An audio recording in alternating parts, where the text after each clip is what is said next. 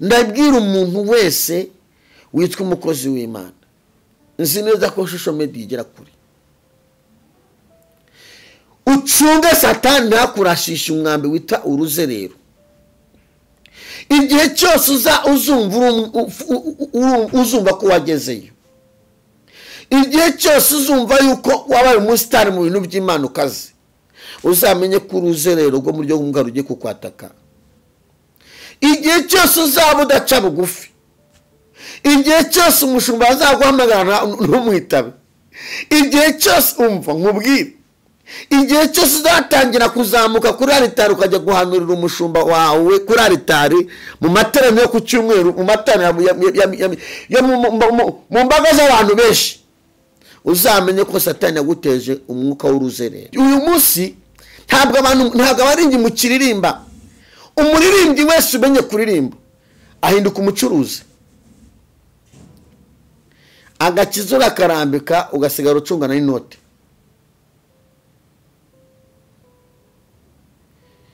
Niba ujya kuririmba ukajya kuririmba ariko wabanze kumvikana n'umuyobozi w'amasengesho, kumvikana na pastor w'urusengero, kugira ngo uzajye kwima amateraniro ukabanza kumvikana.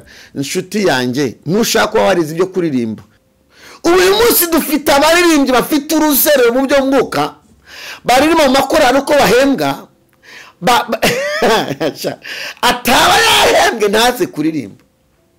Uyu arajyahe, uyu nguyu arajyahe, tubwizanye ukuri bana muhuriki, uyakorera Imana yahe.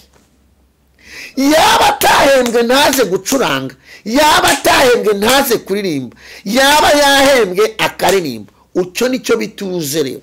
Uyu uzamubona ejo ahariya, ejo mubone umusenyero wa hariya, ejo mubone mu rwa hariya, ejo mubone mu rwa hariya, apfa ahagaze. Nta bihe uzigera ugira. Uyu ntazagira ibihe, uyu nta mwuka wera azagira. Tuzatungurwa ngo bikunde. Umwuka w'Imana yambwiye mbwira umuntu wese ufite uruzero rwo mu mwuka ngo ashyire agapira hasi.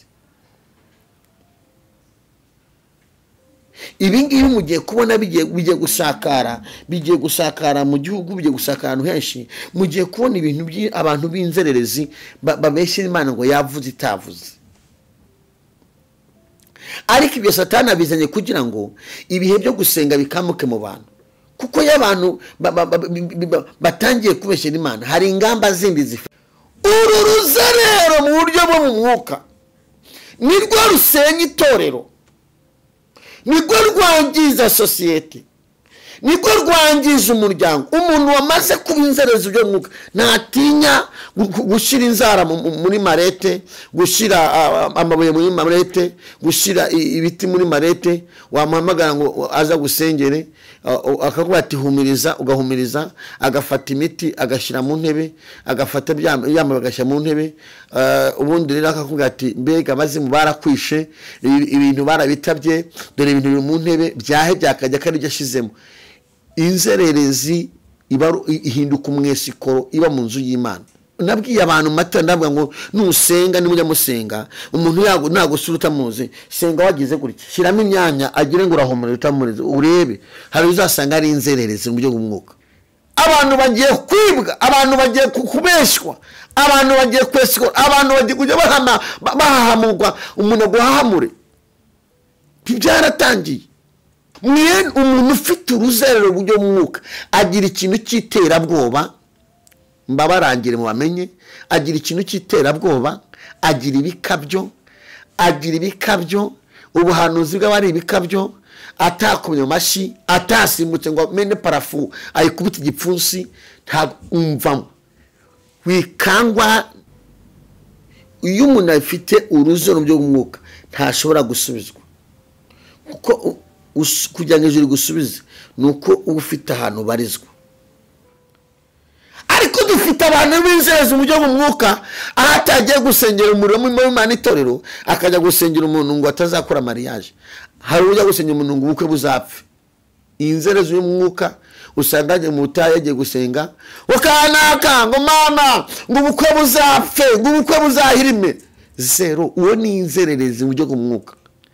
Ndajya nkubwira umuntu wese unkurikiye, uru ruzerero mu baririmbyi no mu bavugabutumwa. Rwinjiye ryari uruzerero, rwinjiye ryari mu bavugabutumwa, rwinjiye igihe umuvugabutumwa wese yifuje.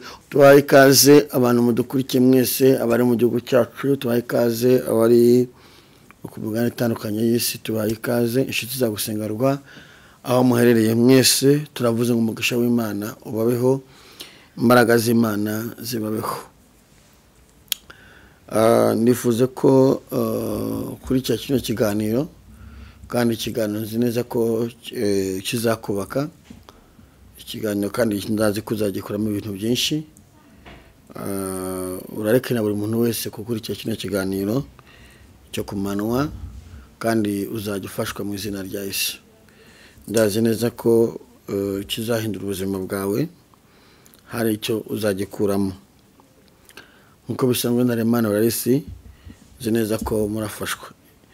Tujyoganye ijambo ry'Imana, ariko ni ikiganiro kuko ndagira ngo ubashe gutega amatwi. Ndashaka kuvuga ku kintu cyitwa uruzerero. Uruzerero rugizwe n'ibice bitatu, nibyo nshaka ko tuvugaho muri iki kiganiro. Nusanga hari uruzerero wibonaho, ugambire neza, usenga Imana. Nzi neza ko nuko ikiganiro ruzakuvaho. Hari uruzerero rwo mu buryo bw'umwuka. Ushobora kuba ufite uruzerero rw'uburyo bw'umwuka utabizi ko rufite, ariko rukuriho. Hari uruzerero rwo mu buzima busanzwe, ukaba ufite umudayimoni w'uruzerero. Uruzerero rwo mu buzima busanzwe nabwo ruba mu gice bibiri. Hari umuntu uzerera atari uko akenye, ariko akaba afite umwuka w'uruzerero. Hakaba n'umuntu uzerera afite uruzerero bitewe n'ubukene, nabwo bukaba uruzerero. Uru ruzerero nshaka kuvugaho muko Imana yampaye ngo tuvugeho, tunasenge dusaba Imana irudukize. Rwica umuntu rukamwica ahagaze, abantu bakabona agenda ariko yarapfuye, byaba ngombwa akiyahura. Rero nagira ngo urareke buri muntu wese akurikire iki kiganiro.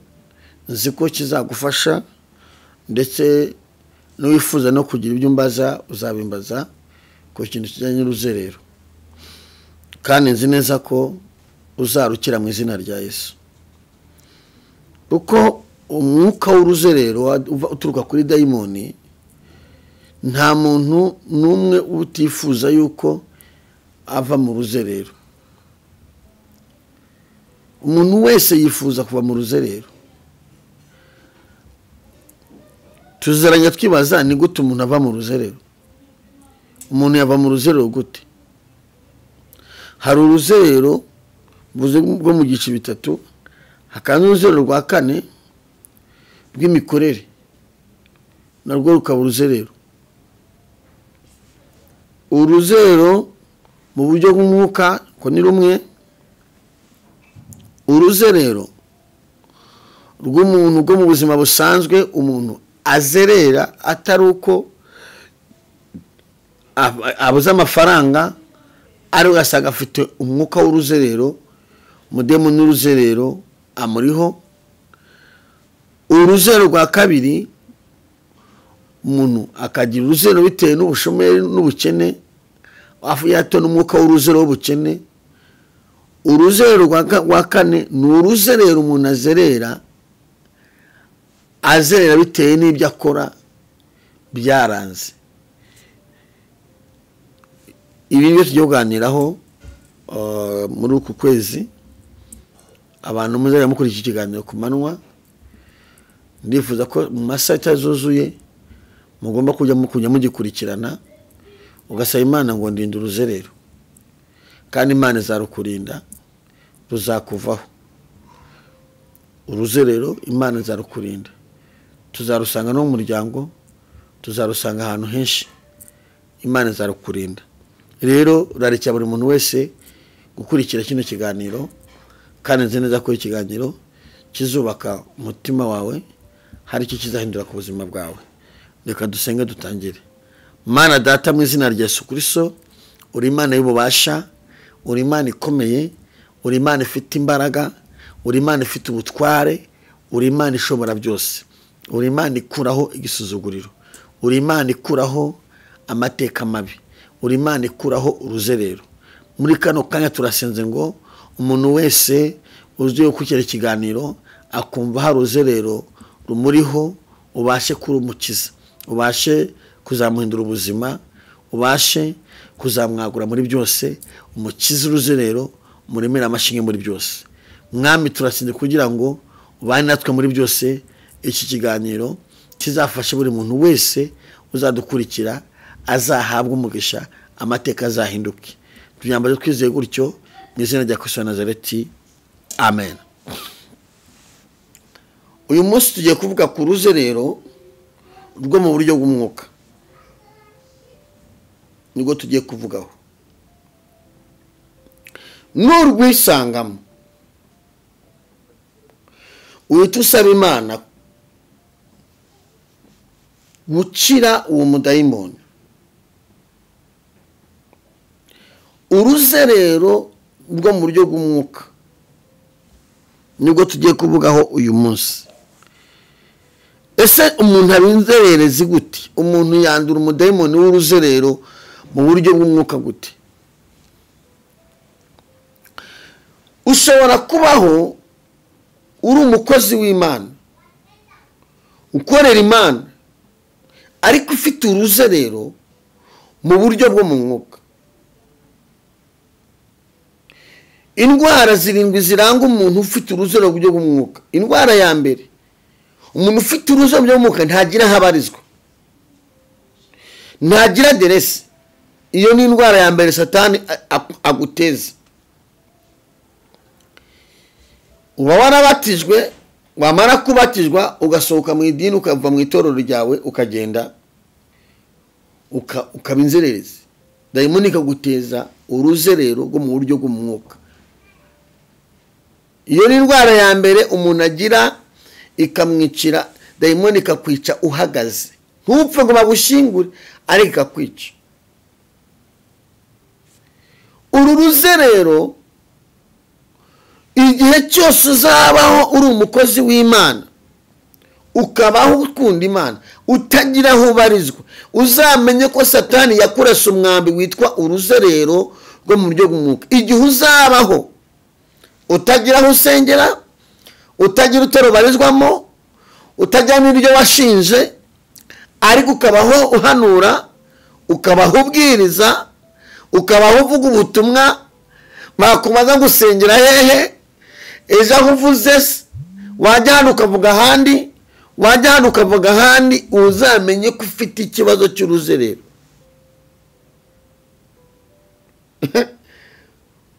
Ugasanga uragiye wambaye amaherena n'ibisatsi, uragiye uravuze gusengera muri ADEPR, bakubwira gusengera muri ADEPR ana uba ufite ikintu bita uruzerero rwo mu buryo bw'umwuka. Iyo umuntu afite uru ruzerero rero ahora n'izi ngorane. Ingorane ya mbere uhura nayo, iyo ijuru rimanuye ibisubizo byawe, risanga nta hantu hamwe uhagaze. Iyo umuntu afite uruzerero mu buryo bw'umwuka ntashobora gusubizwa, kuko kugira ngo ijuru gusubize nuko uba ufite ahantu ubarizwa, uba ufite aho ubarizwa, ufite ahantu ubarizwa. Uyu muntu iyo afite uruzerero, iyo ufite uru ruzerero, ikindi kiranga umuntu ufite uruzerero byo mu mwuka, ntahugurwa. Ntushaka kumuhugura ngo abyemere, ntiwamuhugura. Ibintu bye aba bihagazeho yumva ko ari ibye, aba yumva ko ibyo yeretswe, ibyo yahawe ari ibye. Umuntu ufite uruzerero mu buryo bw'umwuka yemera ibye gusa, ntabwo ibyo abandi abyemera. Uba ufite uruzerero, Satani aba yarakurashe urwo ruzerero rwo mu buryo bw'umwuka. Muntu kuri iki kiganiro, nimba uzi ko nta hantu ubarizwa, nta hantu ubarizwa, nta torero ubamo ryagutangira ubuhamya, ukaba udafite n'iryawe. Satani yakurashishije uruzerero mu buryo bw'umwuka, wararashwe ntubizi.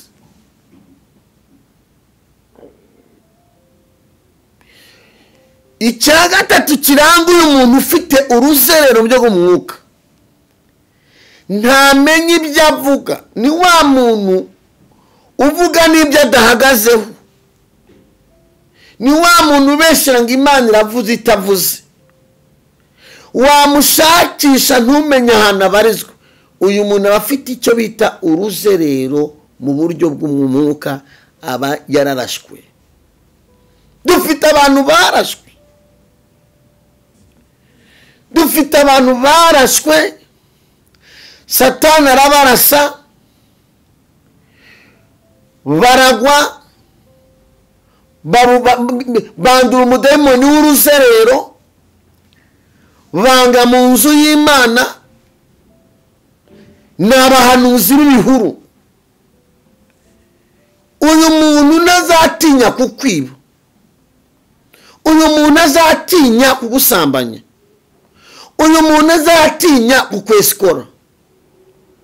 Iyo yatewe n'umudayimoni witwa uruzerero, mbwira abantu munkurikiye, umuntu najya gusengera mubaze ngo usengera he, ubarizwa he, uruwo mubahe, uruwahe, umuntu ubarizwa he. Umuntu nakubwira ngo Imana iravuze, wikihutira kumva ngo Imana iravuze, mubaze ngo ubarizwa he, ubarizwa he, usengera he.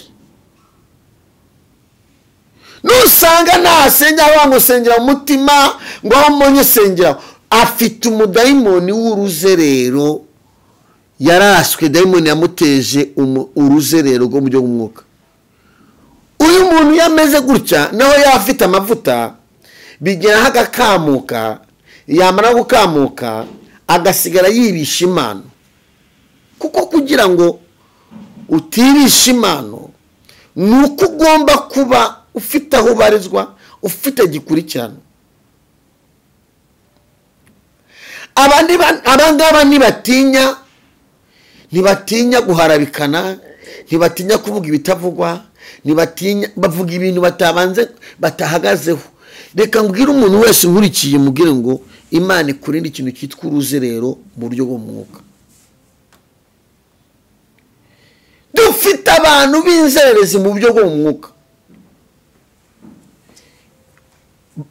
Umuntu wese utemera kurerwa, uyu muntu ikindi ikintu agira gikomeye ku buzima bwe, ntiyemera kurerwa, ntabwo yemera kurerwa. Umuntu w'inzererezi mu buryo bw'umwuka, ikimukubwira, arahagarara hariya, niba yinjiye mu rusengero ashaka kugenda agahita ahanura umuntu, agahita amubwira ibintu, akamuvuga n'amazina, akamwandarika aho ngaho. Ubu aba afite uruzero rwo mu mwuka. Umuntu umeze gutya aba yarashwe. Mu minsi ya nyuma hazatera abahanuzi b'ibinyoma b'inzererezi ryo mu mwuka. Abo bazatuma umwuka w'Imana azima mu itorero, abo bazatuma umwuka w'Imana arwanwa mu itorero. Ariko kugira ngo abantu umuntu mumumenye, muzamubyigwa nuko azakubwira ngo sengera umutima.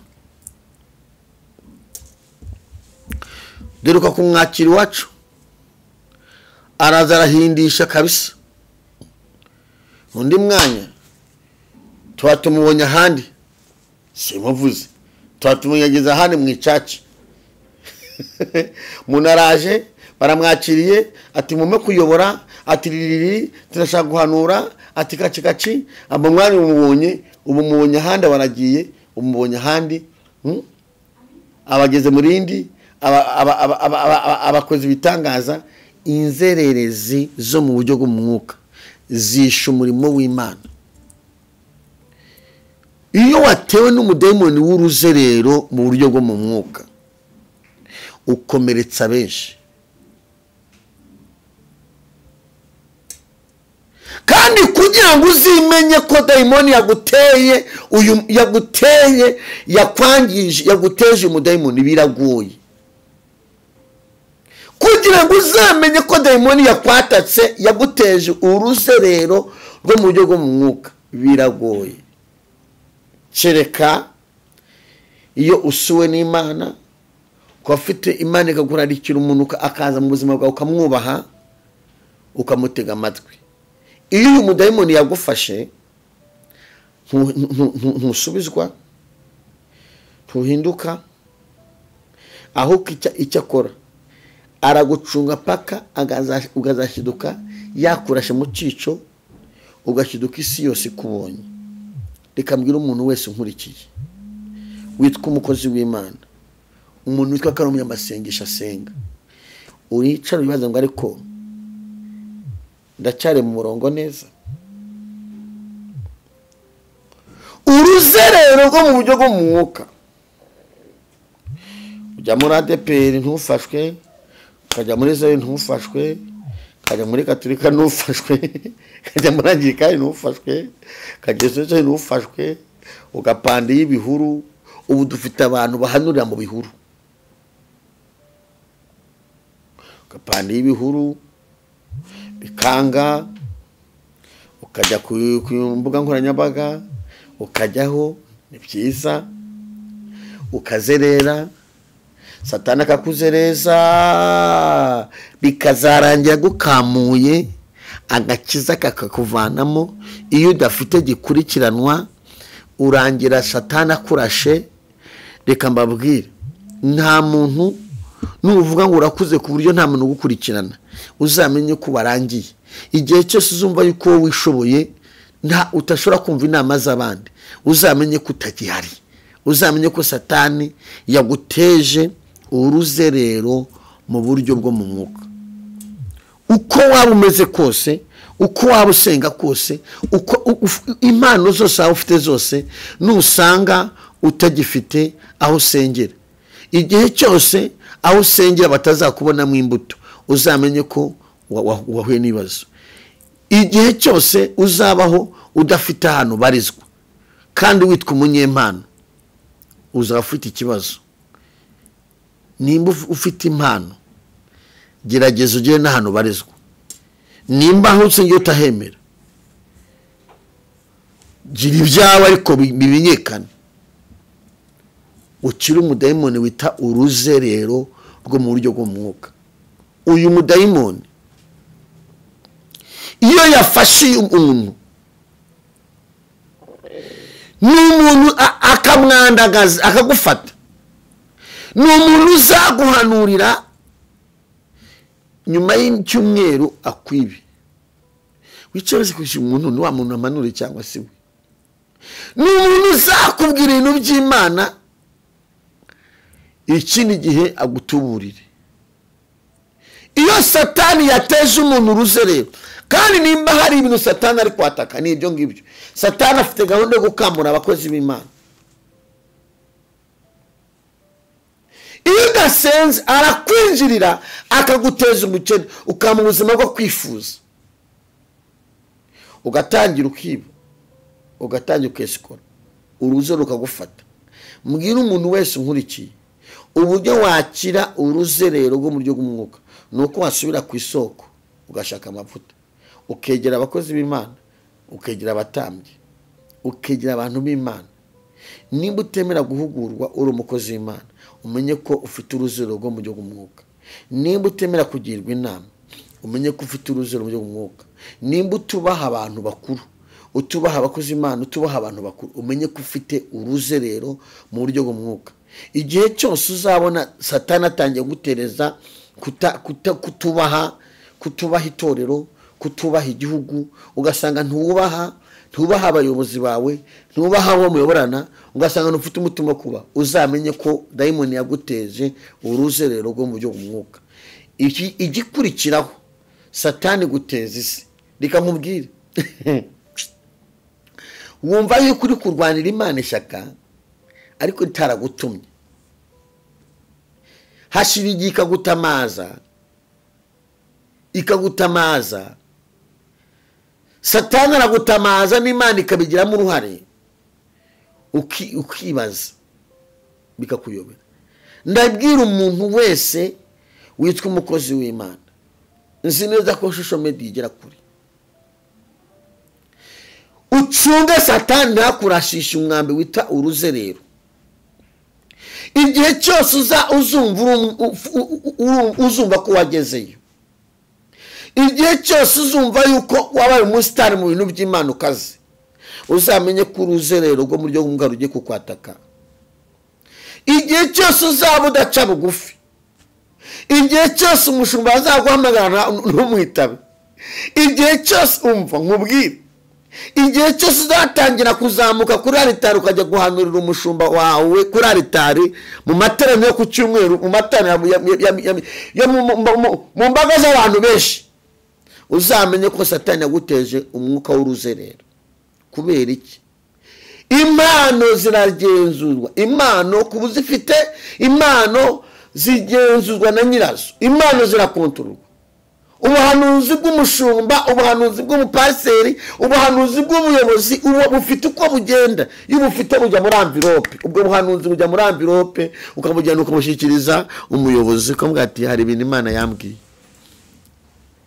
Ariko igihe uzabona utangiye Satani atangiye kukwagisuka ko ari umwuka wera, ngo ugiye gutangaza ibintu ku muntu kanaka, ku muyobozi kanaka, ukabitangaza kandi uzahatuye uzahayobora ukabitangaza gutyo, ntago yari Imana ugukorera. Umenye ko Satani agiye guteza umwuka w'uruzerero. Uwo nguwo uzaguhangayikisha bikugeze kure. Nimba ushaka kubirwanya, egera abakuru bakwereke uko bigenda. Egera abakozi b'Imana, egera abanyamasengesho, kuko ibyo nubikuramo umugisha, nubikuramo umunezero, umenyekana igihe gito, ikindi gihe ugahananuka, kabona naho byaba ari ibizasohora. Ni byiza kufata ubutumwa Imana iguhaye ukabujyana. Nimba ubutumwa Imana ibuguhaye ari ubw'umuyobozi w'itorero, ari ubw'umuvugizi, ari ubw'umushumba, none se urajya kuvugira mu rusengero ngo bigende bite? Ufite umudayimoni w'uruzerero mu buryo bw'umwuka, kuza hatuye, kuza hayobora, wamufashe, wabujyanye ukamugeza ko ati nari mbazaniye ubutumwa. Iyo umuntu afite umudayimoni w'uruzerero mu buryo bw'umwuka, ashaka kumenyekana, ushaka kumenyekana ukoresheje impano, ariko mva nkubwe nshuti yanjye, nuca bugufi ukegera Imana ugasenga, Imana izakumenyekanisha, abantu bazagushaka. Ariko nushaka kwimenyekanisha, uzapfira muri iyi nzira utamenyekanye. Iki kiganiro cy'uruzerero mu buryo bw'umwuka, abantu benshi bafite uruzerero, ariko Imana uyisaba gukiza uruzerero mu buryo bw'umwuka. Abantu benshi bafite uruzerero, abantu benshi barazerereye. Uruzerero mu buryo bw'umwuka ntabwo ruri ku bahanuzi gusa, ruri no ku baririmbyi. Ruri ku baririmbyi. Uyu munsi ntabwo abaririmbyi mukiririmba. Umuririmbyi wese umenye kuririmba ahinduka umucuruzi, agakiza urakarambika ugasigara ucungana n'inote.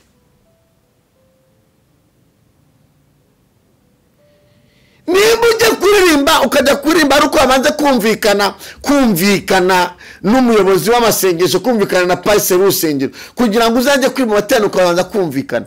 Inshuti yanjye, nushaka kuba warize ibyo kuririmba, ndagira ngo umenyeshe ko nimba uri muri gospel ugomba kugera igihe ukumva ko urimo ukorera Imana. Igihe cyose ukumva ko ntumva ko cyose ari amafaranga, oya, shyiraho n'igihe wumve ko noneho ugiye mu bintu by'Imana. Ndemera ko ushaka kwiga muzike ukaririmba rwose, hakaba igihe rwose ushobora no kwishyura n'amafaranga, ariko menya ko hari n'igihe ugomba no gukorera Imana. Uyu munsi dufite abaririmbyi bafite uruzerero mu buryo bw'umwuka, baririmba mu makorari uko bahembwa, ataba yahembwe ntaze kuririmba. Uyarajyahe uyu nguyu arajya tubwizanye ukuri bana muhuriki uyakorera Imana yahi yaba atahembwe ntaze gucuranga yaba atahembwe ntaze kuririmba yaba yahembwe akaririmba ucyo nicyo bituze rero uyu uzamubona ejo ahariya ejo mubone umusenyerwa hariya ejo mubone mu rwa hariya ejo mubone mu rwa hariya apfa ahagaze nta bihe uzigera ugira uyu ntazagira ibihe uyu nta mwuka wera azagira tuzatungurwa ngo bikunde ntibizakunda ariko mva mubwire muri ibyo muri iki uramutse wicaye muri korari ahantu hamwe ukabwira Imana ngo Mana impano yanjye ngiye kwireka nyikoreshe muri iyi korari nzi neza ko ufite inzira Imana izaguhagurukiza abantu gufata amaboko izaguhagurukiza abantu bagufata amaboko bashyigikira impano yawe bakubwira ngo n'ubu mwuka w'Imana nyemeza kuruzanya ngufasha nkakugurira amazi ariko igihe cyose ngo ndaririmba ariko munyishyuye icyambere umva ibyago uzagira byitwa uruzerero rw'uburyo bw'umwuka igihe cyose uzaririmba bakwishyuye muri iyo korari nta muririmbyi muri iyo korari n'umwe uzakubaha kabiri nta bugeni uzahabona bakwishyura we gatatu nta cyicaro uzahagira korari yose izagufata nk'umuhashi ariko igihe uzica ukavuga ngo ngiye Uwiteka ngiye gukorera Imana izakingura imiryango yawe iyo abantu bavuga ukuri abantu bararakara ariko reka mbwira umuntu wese ufite uruzerero irukana umudayimoni w'uruzero ku buzima bwawe igihe cyose uzavuga ngo ngewe ndicaye hamwe ngiye gukorera Imana Imana izashyira umugisha mu mufuka wawe Imana izashyira umugisha mu biganza byawe Imana izaguhagurukiza no gufasha ibintu by'Imana abantu mwe kushaka kubigira business ntibikunda ntabwo bikunda iki kiganiro umwuka w'Imana yambwiye ngo nze nkiganirize ngitangaze kuri gicishe kuri gusengarwa ndetse n'ugifite nushaka ucyoreza ahantu hashoboka uruzerero mu buryo bwo mu mwuka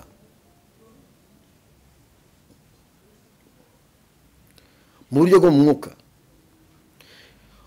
ruri ku bahanuzi ruri ku baririmbyi ruri ku bavugabutumwa ku bashumba ku bapasiteri igihe cyose uzaba uri umukozi w'Imana uri umushumba uri umupasiteri ugeze mu rwego bagutumira ngo mubwire mufite senkani inze uzamenye ngo nararashwe uruzerero rw'uburyo bw'umwuka rwarafashe ariko nuvuga ngo nzaza nimba nta n'itike mufite nzaza nzi neza ko Imana izabana natwe ngo umunsi uzatana umugisha amateka azahinduka ko kera twikuraraga ingoma tukajya umuntu akajya kuvuga ubutumwa akazenguka imisozi bishyura gangahe igihe cyose uzabanza kudiringa ngo dufite iterane mutubwire nangahe tuzaba kugira ngo muze kubwiza mu giterane cyacu koko abisi bazasabira abageni babishyuze no mu nzu y'Imana mujye kubwiriza ubutumwa mwishyuze maze imyaka myinshi nyobora amateraniro mu rukiri wacu mu itorero iyo mbu wishyuze babanyanyisha amafaranga na gute koko ntageze ari gisharagati ari kumva nkubwire inyungu zo gutuza nahageze mfite imyaka 17 uyu munsi mbyaye 4 igihe nahaturije ntacyo nashinja Imana umwuka w'Imana yambwiye mbwira umuntu wese ufite uruzero rwo mu mwuka ngo ashyira agapira hasi ibi ngibi mugiye kubona bigiye gusakara mu gihugu bigiye gusakara ahantu henshi mugiye kubona ibintu abantu b'inzererezi babeshya Imana ngo yavuze itavuze ariko ibyo Satani abizanye kugira ngo ibihe byo gusenga bikamuke mu bantu kuko y'abantu batangiye kubeshyera Imana hari ingamba zindi zangiza uru ruzerero mu buryo bwo mu mwuka nirwo rusenya itorero nirwo rwangiza sosiyete niko rwangiza umuryango. Umuntu wamaze kuba inzererezi by'umwuka ntatinya gushyira inzara muri marete, gushyira amabuye muri marete, gushyira ibiti muri marete. Wamuhamagara ngo aza gusengere, akakuba ati humiriza, ugahumiriza, agafata imiti agashyira mu ntebe, agafata byamabaye agashyira mu ntebe. Ubundi rero akakubwira ati mbega abazimu barakwishe, ibintu barabitabye, dore ibintu biri mu ntebe byahe byakajya kari byashizemo. Inzererezi ihinduka umwesikoro iba mu nzu y'Imana. Dufite abantu bafite ibikomere kubera icyo kibazo, ikaguhamura, ikakwereka uburyo ibirozi babitabye mu ntebe, ikaguhamura.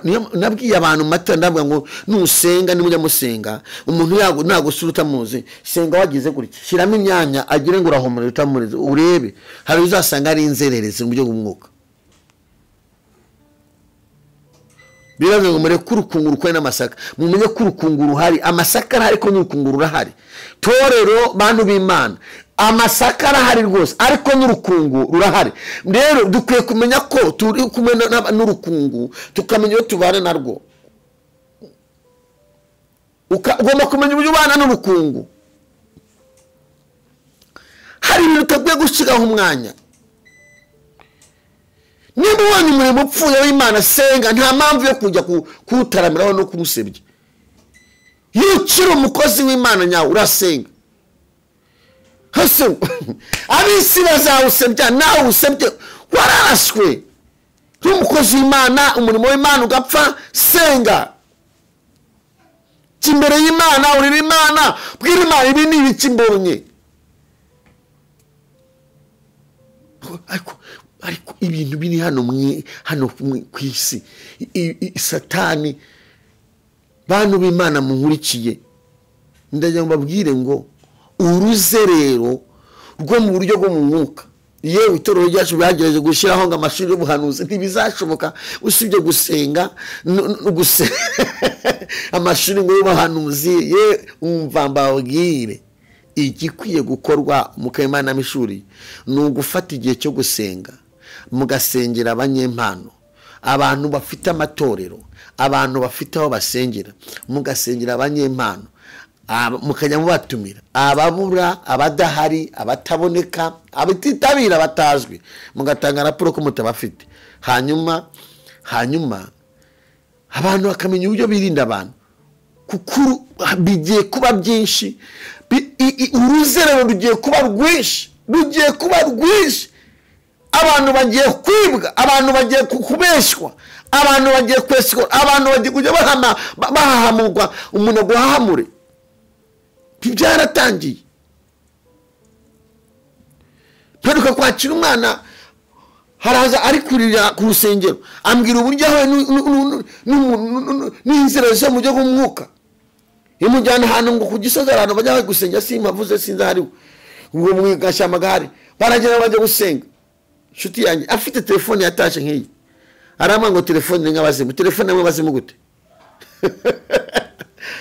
Kumbi arabwati ifata ihambire mu byatsi, uyihambire mu byatsi, numara kwihambira mu byatsi uyifate uyijugunye hari, kumba hari kumwe kayijugunye, hari undi urayisama. Umwana ayifata ko nihamuka. Umuntu ufite uruzerero buryo mwuka agira ikintu cy'iterabwoba, mbabarangire mu bamenye, agira ikintu cy'iterabwoba, agira ibikabyo, ubuhanuzi bw'abari ibikabyo, atakumye amashi, atasimbutse ngo mene parafu ayikubita igipfunsi. Ntabwo umvamo, wikangwa n'ibikabyo. Banza umenye umuntu, umenye imbuto ze, umenye ahava, umenye n'imbuto ze. Bibera avuze ikizakubwira umukozi w'Imana, uzamenyera ku mbuto ze. Kabiri, uzamenye n'ahatuye, ahakorera, ahaba, ahabarizwa. Umuntu utagira ahantu abarizwa, uragenda nazakujyanayo.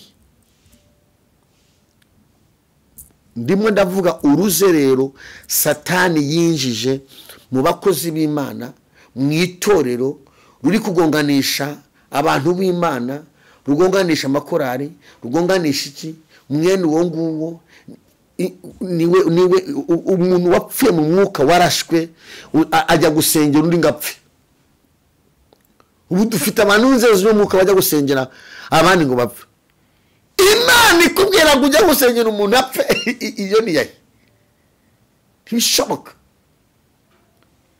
Ariko dufite abantu b'inzego mu buryo bw'umwuka, aho atagiye gusengera umuriro w'Imana itorero, akajya gusengera umuntu ngo atazakora mariage. Hari ujya gusengera umuntu ngo ubukwe buzapfe. Inzego z'umwuka usanga mu butayu yagiye gusenga, wakanaka ngo mama ngo ubukwe buzapfe, ngo ubukwe buzahirime. Zero. Uwo ni inzererezi mu buryo bw'umwuka, kuko Imana igira imbabazi. Nimba namusengera agasubizwa ntabwo wamagare wamuretse, niwe wenyine Imana izacamo. Ifite abantu benshi yacamo. Kuba umuntu wamusengeye agasubizwa ntibisobanura ko kwishyura, ntibisobanura ko amafaranga. Icyo kora ashobora kwibwiriza akavuga ngo hari umuntu w'Imana wasengeye, reka muhamagare mushimire. Ashobora ariko impano, ntabwo impano z'Imana zigurishwa amafaranga gusa, ntazababeshye. Oya, kuba umuntu agusengeye ugasubizwa ntibivuze ko ugiye kumwishyuza. Inzererezi mu buryo bw'umwuka Imana yambwiye zirishyuza. Irakuba ngo mbere ko umusengera mu mafaranga, ntatinya waka amafaranga, nta impano hari ahantu yagiye kuzirangura. Impano wazihereye umuntu ugomba kuzitangira umuntu, hanyuma abantu umwuka w'Imana akabakoramo bakazagushima.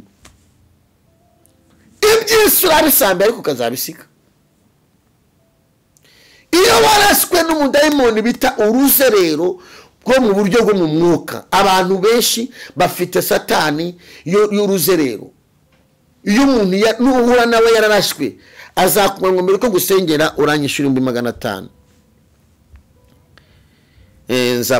Nzajya mu butayu, nzajya kanyarira, nzajya mu mazi, nzanywa ibyo se. Oya, uwo ni inzererezi mu buryo bwo mu mwuka. Nimba afite impano nagusengere, akubwira ati ku buryo bw'ubushobozi nta mafaranga afite, ariko amafaranga abonetse twajya mu butayu tugasenga. Ibyo ni ibintu byumvikana. Mu bwati mukozi Imana zagutigeze, ariko abwiye ngo usengere ibintu bizavaho, genda uzane 500. Ya apiki ajyahe. Yesu yatse amafaranga ajyari. Amafaranga y'abakozi, amafaranga abahanuzi barya na yahe. Barya yahe, ayo barya natemo. Amafaranga umukozi Imana emere kurya na yahe. Na amafaranga avuye mu maranga mutima yo wasengeye, yishimye, afashijwe bitewe n'Imana kubonyemo, akavuga ngo umukozi w'Imana ndumva nagukuraho umugisha. Ngayo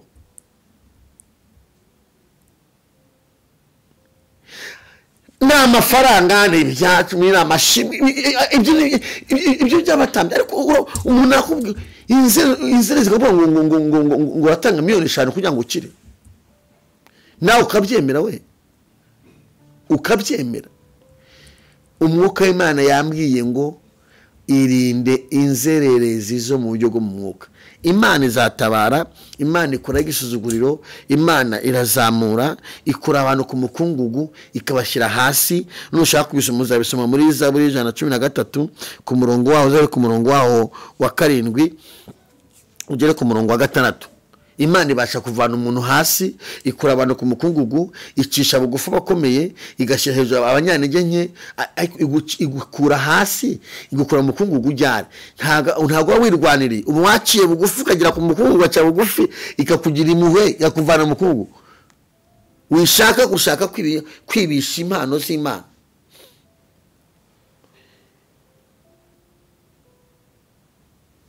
Umuntu w'inzererezi, umuhanuzi w'inzererezi mu buryo bwo mu mwuka, uzamubyigwa nuko atanyurwa. Ntanyurwa, ntabwo anyurwa, ntagira aho abarizwa, ntafite aho asengera. Uzamubyigwa nuko adahugurwa, ntahugurwa. Uzamubyigwa nuko babyita iki, kwahuka kugiye gute, kuri kumenyera gushira isoni. Uzamubyigwa nuko ashira isoni, ntabwo atinya, ntagira amahitamo yo gutekereza, ntagira ashira isoni, ntabwo agira abo yubaha, aba yararashwe. Ntuzanamange n'umuntu uzajya n'umusenyi uvuga ngo mwami uriya muntu w'Imana yararashwe, yatewe n'umudayimoni w'uruzerero ushaka kuzamwangiza, ushaka kuzangiza hazaza he, mutabara umurengere. Iyo ufite umudayimoni w'uruzerero, dayimoni ikubwira yuko ibyo uri gukora ari byo by'ukuri, ikubwira ko ibyo uri gukora wemeje abantu.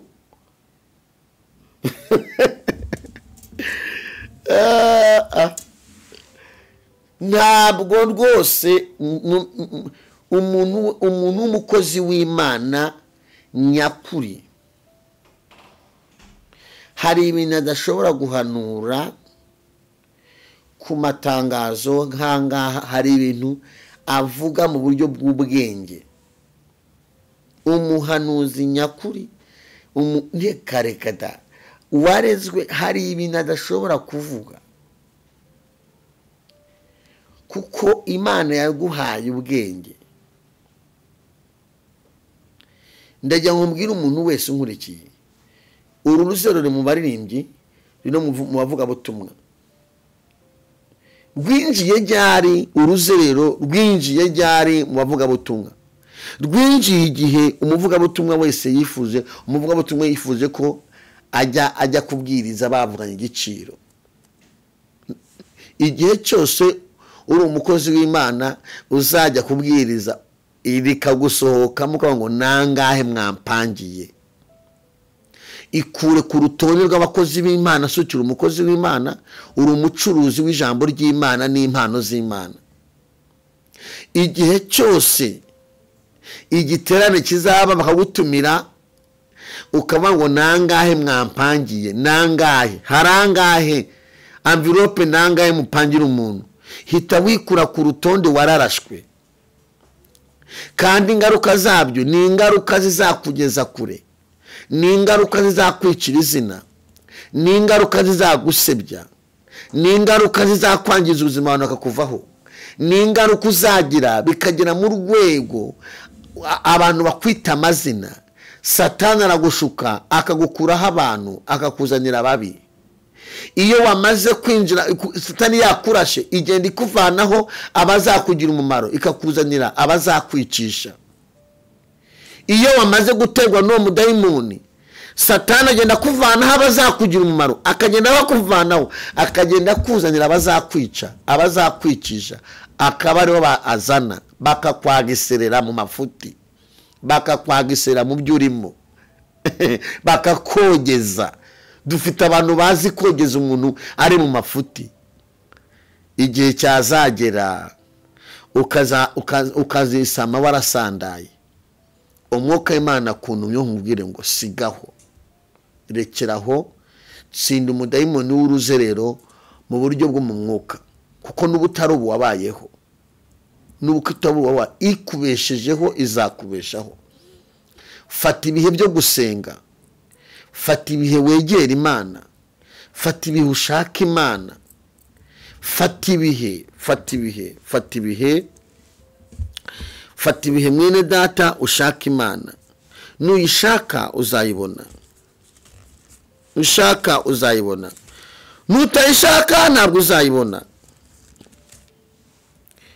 Fata ibihe ushaka Imana mu buzima bwawe, ushaka Imana mu kazi kawe, ushaka Imana mu muryango wawe, ushaka Imana muri famiye yawe, ushaka Imana. Fata ibihe wegera Imana, Imana izagutabara.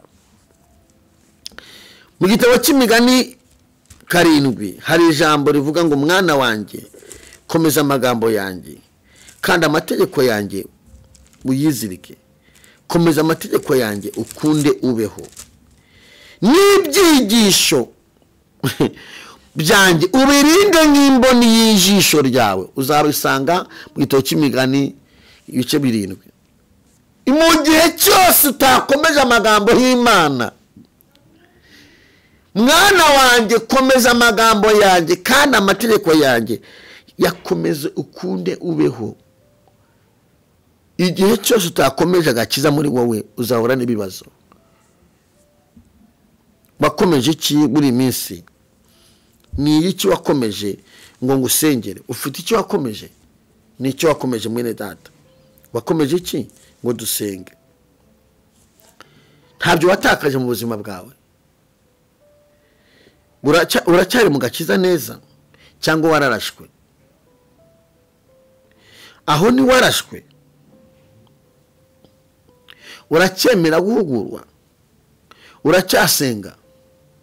Uracyaca bugufi? Satani afite gahunda yo kuguteza uruzerero, akagukuraho abazima akakuzanira ababi, ukazarira yareka. Kandi igitangaza cy'Imana kiva ku bantu, ntikiva ku biti. Umugisha ushaka uzava ku bantu, iterambere rizava ku bantu. Igitabo cy'Imigani ibice 7 reka masome kuri ku murongo wa mbere handitse ngo mwana wanjye komeza amagambo yanjye kandi amategeko yanjye uyizirike. Komeza amategeko yanjye ukunde ubeho, n'ibyigisho byanjye ubirinde nk'imboni y'ijisho ryawe. 3 ubihambire ku ntoki zawe, ubyandike ku nkingi z'umutima wawe.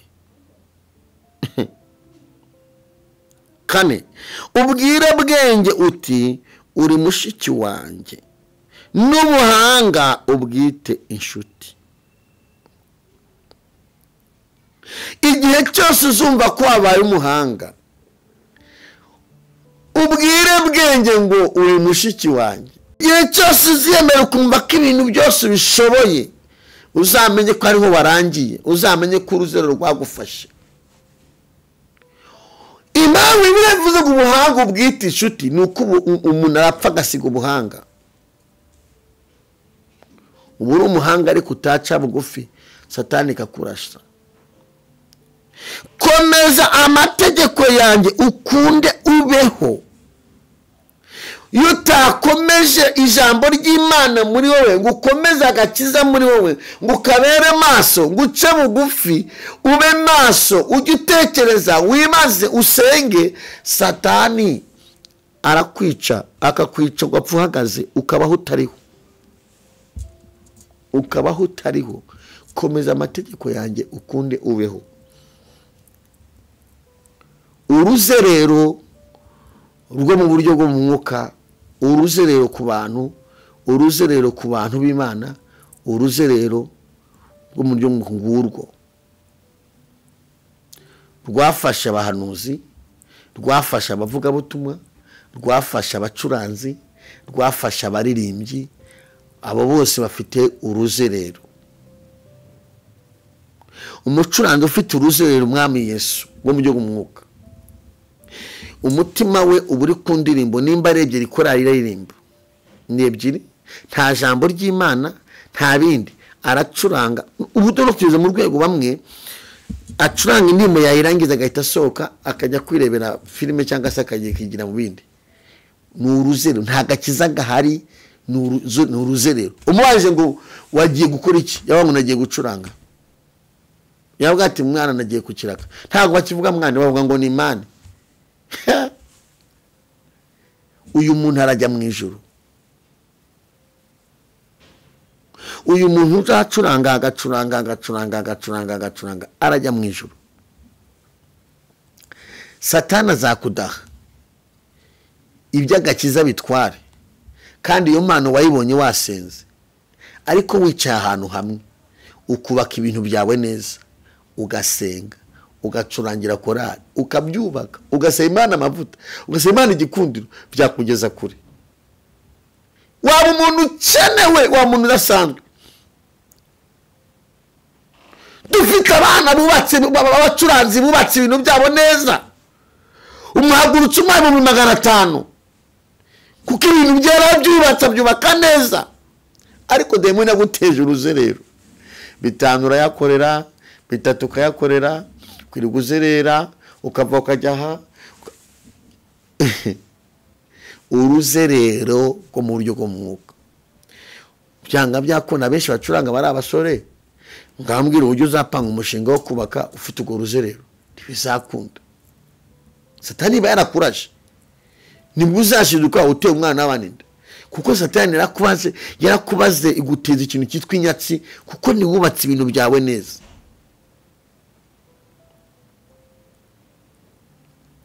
Igihe cyose uzabaho ufite uruzero rwo byo umwuka, wirirwa uzenguruka amatara yabwiriza iwanyu batakuzi, urusengero rwo rwo rwose njyamo batakuzi. Satani yaguteze uruzerero rwo mu buryo bw'umwuka, iwanyu barakuzi, kwirirwa ugenda iwanyu barakuzi.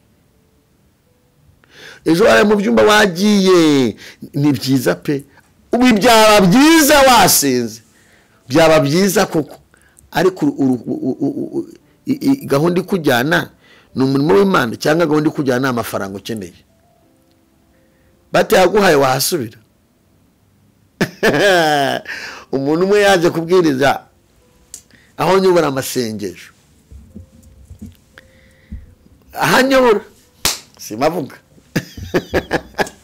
asa kubwiriza, nawe ni wihangane ntatike, ayiwewe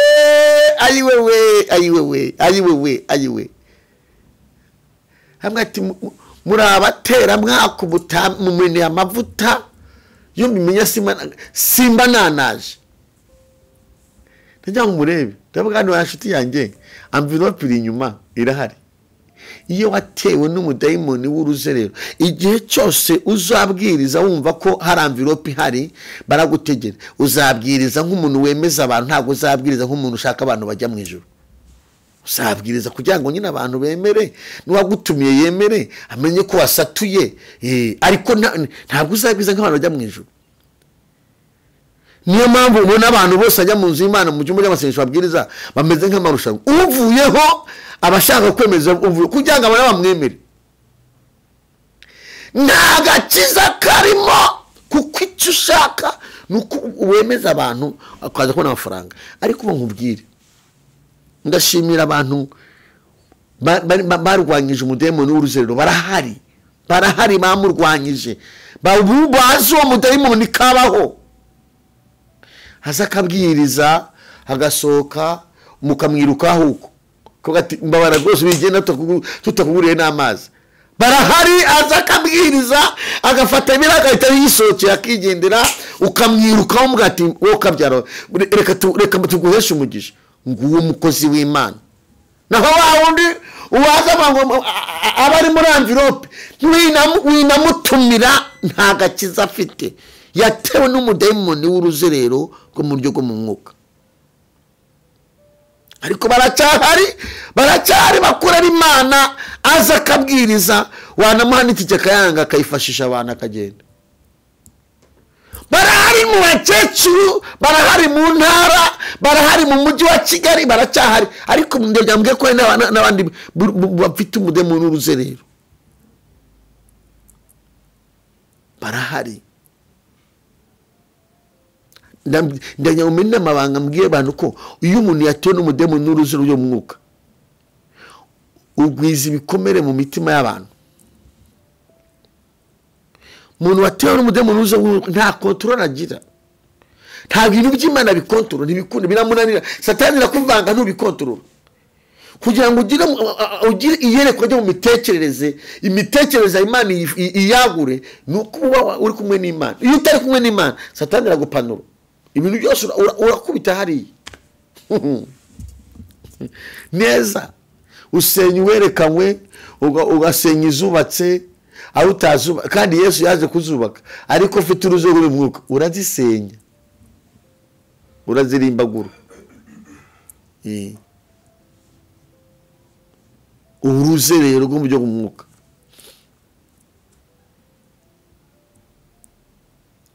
ukavaho ukava mu gihugu kimwe ukajya mu kindi, ukava mu kindi ukajya mu kindi, ukava mu kindi ukajya mu kindi, ukazerera, satani kakuzereza, ugata umwanya wawe ukazagwa ntumenye warasigwe.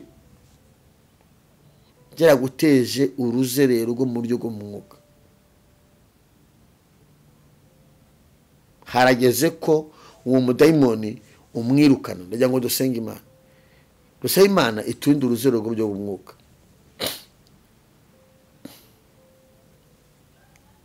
Uruzerero rurahari buriya n'abantu, kamvuga no ku bantu bamwe nabo bakwiye kuzarwirinda kandi rutazabafata. Abantu bakora ku bintu by'amakamera mu nsengero, mwese mbabwire abakora ku makamera n'abantu mukora ku bintu by'amacano mufata ibyigisho ijambo ry'Imana, ibyo bintu mujye mubikora mwumva muri gukorera Kristo, mwumva ko muri kwamamaza Kristo kurusha gutagetinga views. Mu butagetinge ko mugomba kuroba inama za Kristo, mugomba kuroba abantu bagakizwa. Nimwumva ahantu hari ikintu cyakubita daimoni cyavana abantu mu byaha, ariho mwandika. Mwe gutagetinga ngaho mureba ahantu umuntu yavuze ibikosa, ahantu yaba yakishwe ngaho rero mushyira hanze. Ahubwo ni mutagitinga ahantu satani bamurashe mu cyico neza, abariho mushyira hanze. Satani kuko mu by'Imana izakubaza ubwo butumwa wamamaje, uburyo bwamamaje. Izakubaza abantu bazabireba, izakubaza ngo kuba bwamamaje gute. Mutagetinga wicare wumve ahantu umukozi w'Imana yarasha abademoni kabangiza cyane, bari hushyira hanze cyane, uhamenyekanishe cyane, umenyekanishe. Ubwo n'abanime ndababwiye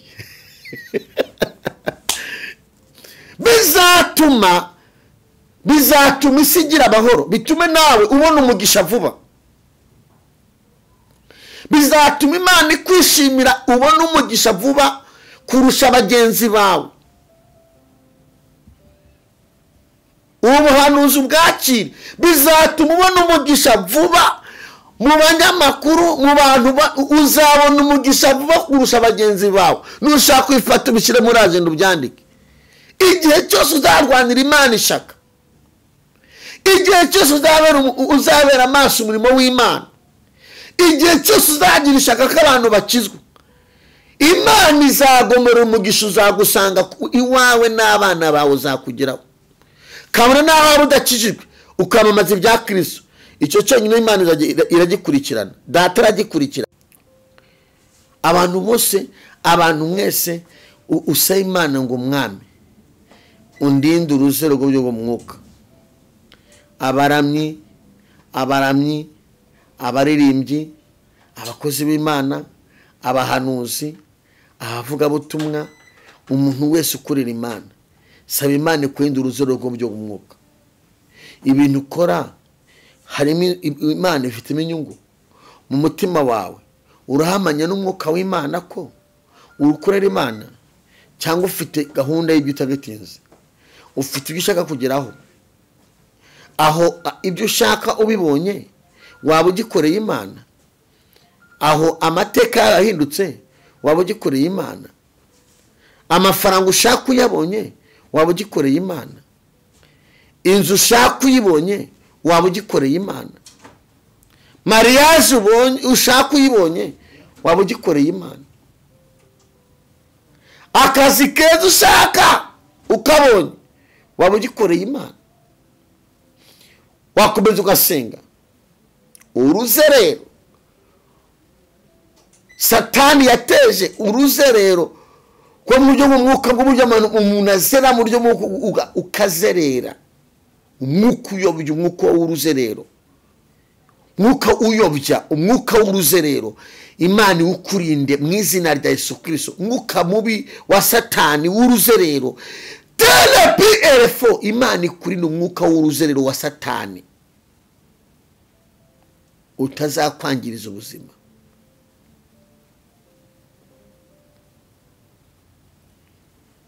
uracyagira aho barizwa, uracyagira aho usengera. Mwuka w'uruzerero wa Satani usohora abantu mu nsengero. Mwuka w'uruzerero wa Satani utuma abantu barwana.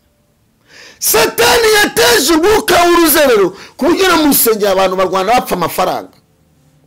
Iyo dayimoni yinje mu rusengero agashyiramo uruzerero, abantu bapfa amafaranga bakarwanira kuri aritari neza.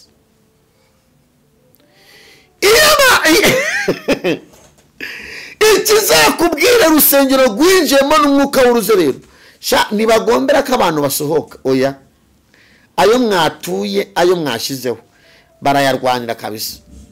Bashaka kurwanira n'igipfutsi kikavuga. Itorero ryinjiyemo umwuka w'uruzerero rihoramo ubujura, bande bibwe, bande ibyo byabagaho kera. Itorero ry'Imana ryabaga itorero abantu barikiramo ibikomere, cyabaga itorero abantu baruhukiramo. Umwuka w'uruzerero arinjira, iyo yinjiyemo ikigo ko yinjiye ahantu usanga abantu batangiye guhinduka. Ariko nato umwuka w'uruzerero yo umupayisi afite umwuka w'uruzerero baratura akigendera, agasigira abadiyakoni n'abagenzi be akigendera, akarya uko twariye, bakamunira mu mibare. Umupasiteri bajye barira mu mibare afite itorero ryo simuvuza Imana imumugisha kandi Imana imugejeje kure. Akabareka bakarya, kabihorera, bamubeshe, abagize ute. Ntibibuza Imana kumuzamura, ntibibuza Imana kuguhindurira ite amateka. Igihe cyose wanyuzwe n'ukuri ukiyubaha, ntibumva barakurya, bakabesha, bakakwiba, bakajya Imana igakomeza ikakugirira neza kuzageza igihe ikugira umutwe, kugeza igihe ikugize umutwe. Igihe cyose uzanyurwa ukava mu mwami, kandi kugira ngo wendere umwuka w'uruzerero uranyurwa, uranyurwa bona bitanduka kunyura, aho n'igihumbi kikakunyura yo ukanyurwa,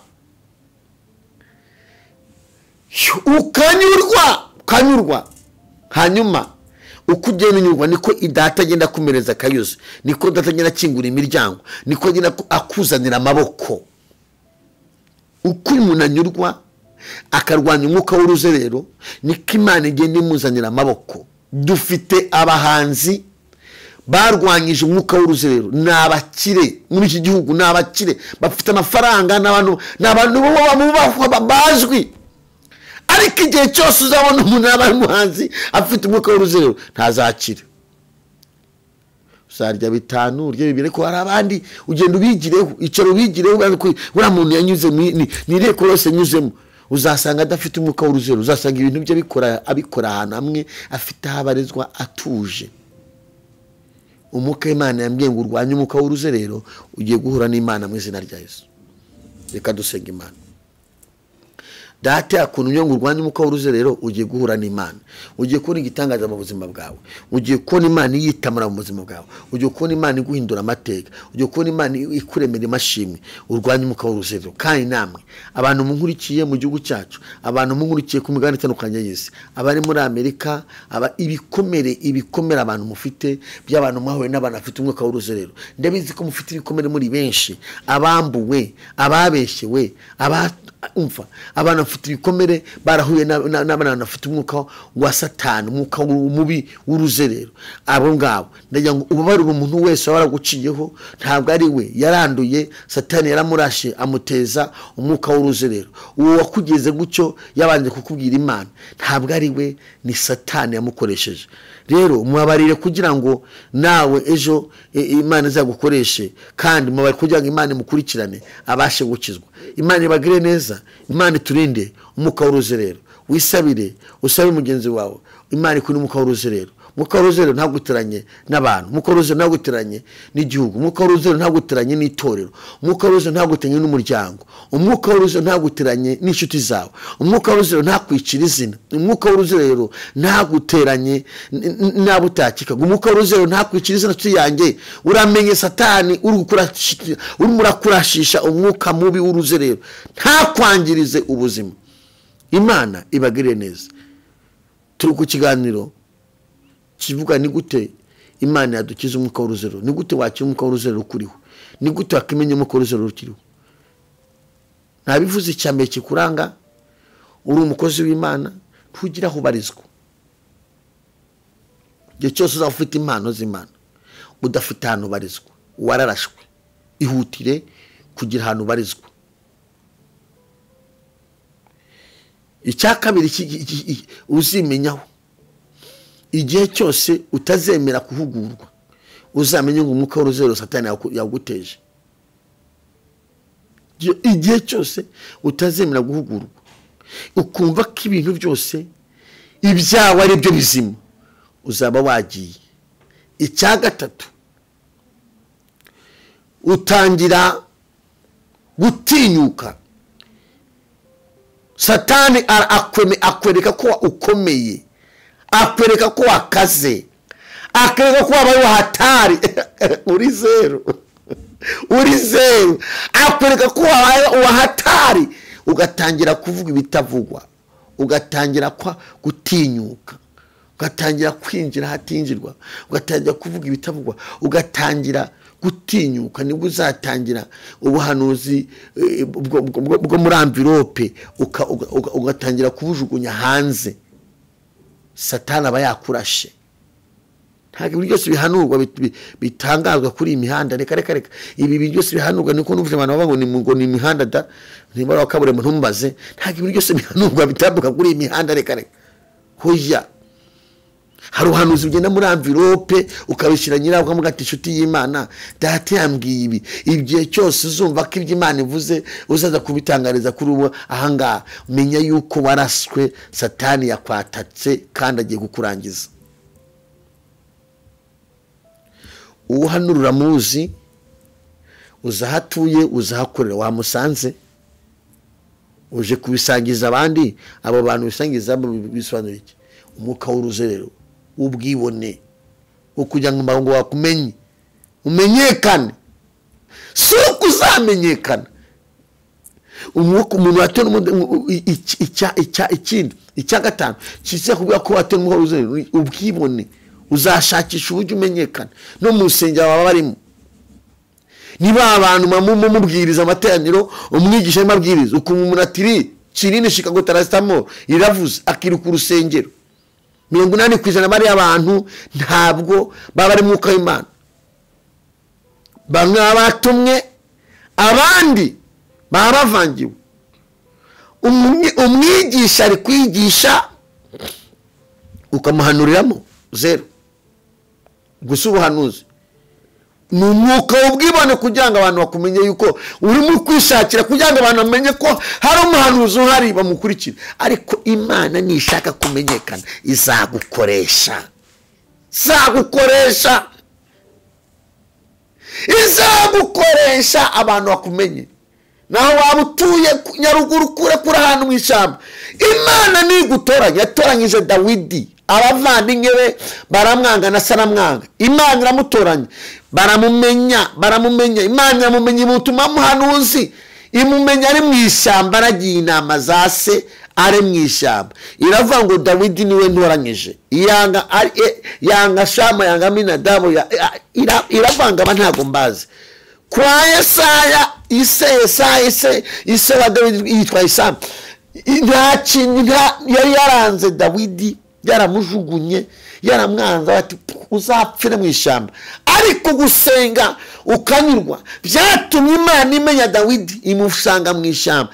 Reka mbwira umuntu wese umukozi w'Imana utagaragara ariko ugihagaze mu kwihangana, mubwire ndumva umwuka w'Imana. Mbwira umuntu wese umukozi w'Imana ukihanganiye igisuzuguriro, ishyamba ryose urimo Data azari kuvanamo, ishyamba ryose urimo ry'ibigeragezo uzarivamo. Umva Yesaya mu bana yari amashuri Dawidi narimo, mu bana yasunitse ngo bajye kwiga igisirikari Dawidi narimo. Urumva? Ariko Imana itarimo nk'uko abantu bareba. Yararebye ubona umuntu wiciye bugufi wiye mu ishyamba, aravuga ati uriya niwe muntu waba umwami. Iragene muvanayo iramuvanayo bose babireba. Iyo waciye bugufi mu mpano zawe, Imana ikugeza kure. Iyo ushaka kwimenyekanisha mu Mana atari Imana ikumenyekanisha, uvunika utagezeyo. Umuntu wese ufite impano iyo ashaka kumenyekana igihe kitageze, uvunika utagezeyo. Nuzi umwuka yarafite imyaka 15, ubu ufite 38. Abantu twatangiranye urugendo dusengera abantu, abamwe bashinje utubari abasigaye ni bake, ariko ikintu bagiye bazira ni ukwiruka, ni ugushaka kwigwanirira. Kubura umuhanuzi bivuze ko utazaburara. Ndugu yangu, ushobora kuburara uri umuhanuzi. Kubura umuhanuzi bivuze ko utazatura haba uzahatura. Kubura umuhanuzi bivuze ko utazakena uzakena. Ariko nubaha Imana, hari igihe Imana izakuzamura, kuko mu by'Imana ikwigisha n'ubuzima. Nta muntu n'umwe ugera agomba kugira Imana itamwisha ubuzima. Guhera ku mwana wayo yarambwiye ngo manzu ugende uce bugufi ujye kuvukira mu vure w'inka. Ntabwo uzavuka mu gipangu, jya mu cyaro uvuke mu vure w'inka. Umuntu wese uzakorera Imana, ikintu kizakuba kuzakorera Imana, uzaca mu gikombe cyitwa guca bugufi. Aho rero n'abantu benshi birwanirira, bagashaka kumenyekana, bakirwanirira. Yabona batamuhaye agatuti, agashaka uburyo avangira avuze itavuze. Agashakisha kavuga ati noneho ikoranabuhanga ryaraje, agatamubwira ati sha mwanya nyaritari, akajya kurishakira ahandi, uwaza ukavuga ibitavugwa. Igihe kikagera bakakubika. Ndajya nkubwire ngo reka kwirwanirira, Imana izakurwanirira. Kagusengere, Imana ari kuntumyeho ngo umwuka w'uruzerero Satani arimo akurashisha, nurangara Satani arakwicira izina, akwangiriza ubuzima kandi ukuriho. Satani yazanye umwuka w'uruzerero mu muntu mwitorero, umurimo w'Imana arimo, uruzerero mu makorari arimo, ahantu hose arimo.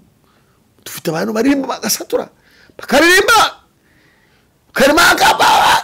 wamanate bagakubita, ariko ibyo ari gukubita arimo arabarefaranga. Nta mwuka w'Imana, nta mavuta, umubaze ngo ivuze ikishwi. Arimo aravuga ati ebana perezida yabonye ko narasatuye umunsi narembye shambara yama. Nta gakiza karimo aho ngaho. Niyo mpamvu usike mubona abantu baririmba aho gufashwa abantu bagakuba amashyi.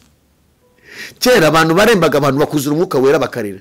Uyu munsi nta indirimbo ntaho zitaniye ni nyinshi, ntaho zitaniye n'izisi. Izisi abantu baremba bagaseka bakishima, oye nizi Imana niko muzemeze. Wa mwuka wera baga mu ndirimbo, abantu bakaremba bakarira, abantu bagafashwa, abantu bagapfukama kugira ngo bibeho ni gake. Ariko abantu abaririmbyi bararimbaga, abantu bakamu matrana, abantu bagapfukama ati abantu bashaka ko tubasenya bagakizwa. Baza ubu ni kehe, biracyari he? Oye nawoye mukabaririyo ntabitani. Kubera iki? Dufite abantu Imana yahaye impano, ibaha impano zo kuririmba, aho batasenze ngo bakore n'amafaranga bafite amavuta y'Imana bayareka, kubana n'Imana neza barabireka, basigarana ubuhanga, ariko amavuta yaragiye. No mwiri jambo ry'Imana, iri jambo ry'Imana iyo ryize ukarimenya, ariko nusenge nusaba umwuka wera, rihinduka ikinyamakuru. kugira ngo iri jambo ry'Imana rigire abantu akamaro nuko n'umwuka w'Imana riherekeza. Iyo nta mwuka wera, iyo nta mwuka wera uraryibisha, iyo nta mwuka wera usambana ukoresheje ijambo iri. Iyo nta mwuka wera uturira abantu ukoresheje hano. Mbwira umuntu wese umurikiye niba ukeneye ko Imana izahindura amateka yawe ikayahindura neza, bwira Imana ngo ndifuza kugendana nawe unyurwe. Wakibaza ngo ese umuntu ugendana n'Imana icyo nzakivuga hejo ameze ate? Umuntu utari umwuka w'uruzerero arangwa n'iki? Ibyo nzabivuga hejo. Navuze ibintu biranga umuntu ufite umwuka w'uruzerero. Arabeshya akanahanura, aratukana akanahanura. Ntazatinya kujya kuri shusho muri ngatukane kandi mu gitondo ahanura. Abariho umwuka w'uruzerero ajya mu kabari kanahanura. Aba yarafashwe n'umwuka w'uruzerero, nta Mana ibihari. Ibintu by'Imana ubona ari ibintu yagize ibye, ntago agitinya Imana. Aba ari umwuka w'uruzerero. Abo mubamenye ukuri kuraryana, ariko nje kubabwira ukuri. Abo ngabo bamenye. Aratereta akanahanura neza, araguhanurira mu kanya kaguhamagata ariko nagukunze rwose buriya twabye ibara iragwira, kandi mu mwanya yagusengera mu kandi kanya gatereta. Ariho umwuka w'uruzerero, nta gakiza gifite. Afite impano ze zaravangiwe, zaratokuwe, zaze mu mwuka wa Satani w'uruzerero. Azagusengera anaguterete. Ariho umwuka w'uruzerero. Aragusengera urinde urabika computer hasi ayiheke. Ari umwuka w'uruzerero. Cyangwa kwibi. Ibi ni ibikomera abantu bafite. Bimwe mu bintu byatumye abantu bamwe bari kwanga n'inzu y'Imana, bakanga n'ubuhanuzi, bakanga no gusenga. Nibyo bikomere. Ni umudayimoni winjiye, yinjira itorero, yinjira abantu b'Imana. Arinjira arangiza abantu, ateza ikintu cyitwa ubukene. Kuko utanyuzwe, Satani aguteza umudayimoni w'ubukene, agafunga inzira zose, akakwereka yuko uzabona amafaranga ari uko wabeshye. Ni nk'indaya ku muhanda, ni nk'umuntu w'indaya ku muhanda wavuze ngo agiye gukora umwuga w'uburaya. Satani afunga inzira zose, iz'ubucuruzi, iz'amashuri, iz'umuryango, iza famiye. Yarangiza akajya kubwira ko uzarya ari uko wasambanye, uzishyura geto ari uko wasambanye, uzarira abana ishuri ari uko wasambanye. Afunga ahantu hose, naho ko wakicara ukabona nta yindi nzira wabona. Niko n'umuhanuzi uri mu mwuka w'uruzerero. Satani agufunga akwereka ko utibye abantu utazabaho. Ariko ndakubwira Imana nabonye, nakoreye Imana imakazi nta mashuri. Ndakubwira Imana nabonye yikoreye inyuzwe iguha n'akazi. We yamaye akazi muri iki gihugu, imakazi ndakabona. Yamaye na misiyo njya no mu kindi gihugu. Iyo wayikoreye neza ukanyurwa, ifite amasoko menshi. Umbwira umuntu muri Kongo Imana ifite inzira nyinshi zirenze uko abantu batekereza. Ni Imana yibitseho inzira. Igihe cyose Satani azakubwira ngo inzira yawe ni uguhanurira abantu gusa, uzaba wibeshye. Ushaka kukubwiriza ubutumwa gutya, mu kandi kanya Imana ikamikira ikamakaza nkakora, ikabera umugisha mu kazi kakomeza umwe w'Imana. Ariko icyo uzuma ko nuhanura abantu bazaguha amafaranga, uzanabiba. Uzatanya guhanura unavange, unavuge n'igitavuze. Kuko nutamuhanura ntazaguha. Abikigenda nawe kuza ubuhanuzi, nibwo utamuhanura ntazaguha. Ubwo uzanagira aho uvangira avuze sinavuze. Umwuka w'uruzerero baragufashe. Ariko nukorera Imana ukavuga imvuze, ukanyurwa, Imana izagushakira ukubaho, izakubaka, izahindura amateka yawe, izakuvura ibikomere. Bigeze mbwira indaya yatanze ubuhamya rimwe kuri gusenga rwayo yakijwe. Ntamwe ngo kizwe, ngo gizwe ngo nkizwe nta mpamvu ngo nkizwe ntabwo nabaho nahita mpfa. Satani arabeshya. Umunsi yakijwe niho Imana yamucinze abona amafaranga. Nk'udufite abantu banga ukizwe ngo bwakijwe ngo bahita bapfa. Ukizwe ntabwo wapfa rwose. Uwo ni umwuka w'uruzerero wa gipagani ukugendaho nawe tuzawuvugaho. Umwuka w'uruzerero wa gipagani ukugendaho. Bene data iki kiganiro nakivuga ibintu byinshi, nawe hari ibyo wabonye nawe wakongeraho. Ariko sinagenda navuze akangaka. Umuntu ufite umwuka umuhanuzi ufite umwuka w'uruzerero aragusengera akaguha n'imiti. Aragusengera ariko ntibihagije acyana kano gati ariho umwuka w'uruzerero. Yaginje umwuka wa gipfumu. Ninde ababwiye yuko umuntu asengera mama basengera umuntu bakamuha n'imiti. Udufite bariko ngo arongo harahantu ngo nabonye basenga ngo rwose barasenga ngo hano umutima wose wayitukire. Wapi abona abapfumu bazakunabura ugasenga akaguha n'imiti. Yesu yabikoze he? Nihe yasenze agatanga n'imiti. Yaravuze ngo muzarambika ibiganza ku barwayi bakire. Muzirukana abademoni mu izina ryanjye. Hanyuma uri gutanga imiti, uri kuyitanga mu imiti y'igipagani, iyo watongereye urasenze ati kira ati mbone na warabirenze kandi umaze ngo ati kwati kaje na Yesu. Ubwo sigiye umuntu ndabivangura gute? Ubwo umuntu ndabivangura gute? Umuhaye imiti arasenze ani uruzerero. Satani yakwisha uhagaze. Saba abakozi b'Imana gusengere. Ikintu cyaje umuka Imana yamushuye muri ibintu nuko umuntu ufite uwo mwuka ntazigera atera imbere, apfana gahinda. Asoza abantu bamwanze, igihugu kimwanze, n'itorero rimwanze. Nuko asoza abantu bamwanze, igihugu kimwanze, n'itorero rimwanze. Bese usoza Satani igukoze isoni kwangije ubuzima. Umuntu agatinyuka akavuga ngo hamagara amafaranga hanyuma ngo usengere urukuka uruzerero n'Imana niyahi ntayibaho. Ntayo nibazabeshera ngo mpamagara ngo gusengere ishura ngusengere. Shira ijana kuri telefoni ngusengere. Shira magana kuri telefoni ngusengere. Iyo Mana ntibaho. Icyo kora avuze ngo mutere inkunga umurimo w'Imana ntabyemera. Cyo ni ukuri abantu barafasha mu buzima busanzwe. Cyo ni ikintu gifatika.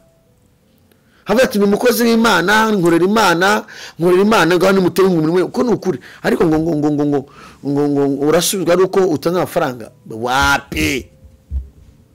Wapi yabuze. Ndabizi ko ari abantu batarafasha, ariko najya mbabwiza ukuri. Umuntu uzakubwira ngo mu mafaranga usengere uzamubwiye ngo uri igisambo. Ukabona ko mu mafaranga wajya kwa gusengera bati ibanza wishyuza bati uri igisambo. Iyo service ntigurwa. Service y'amasengesho ntibayigura. Service y'amasengesho barayishimira ntago bayigura. Service y'amasengesho ijyanye n'iby'Imana ntabwo igurwa. Nabahereye ubuntu mutangira ubuntu, niko ijambo ry'Imana rivuga. Service y'amasengesho irashimirwa. Uha agaciro umukozi w'Imana, ugaha agaciro uw'Imana ikoresheje, ukamuha agaciro kubw'Imana mubonyemo, ukamushimira. Service y'amasengesho ntiyishyuzwa, ntigurwa, ntiyishyurwa. Nagusengeye honye etaje none sha wande mu byaro niwa amafaranga yiki ntigurwa.